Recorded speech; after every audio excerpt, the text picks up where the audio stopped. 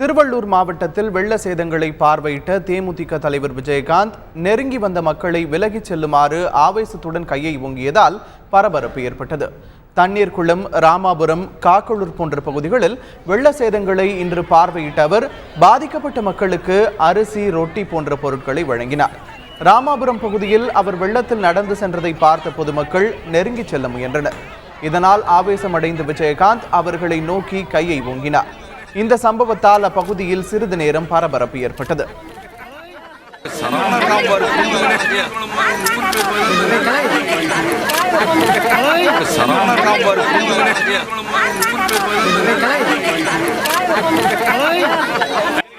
இதைத் தொடர்ந்து வெள்ள சேதங்களை பார்வையிட்ட விஜயகாந்த் பாதிக்கப்பட்ட மக்களை சந்தித்து குறைகளை கேட்டறிந்தார். அவர்களுக்கு தேமுதிக சார்பில் பல்வேறு நிவாரண உதவிகளையும் வழங்கினார்.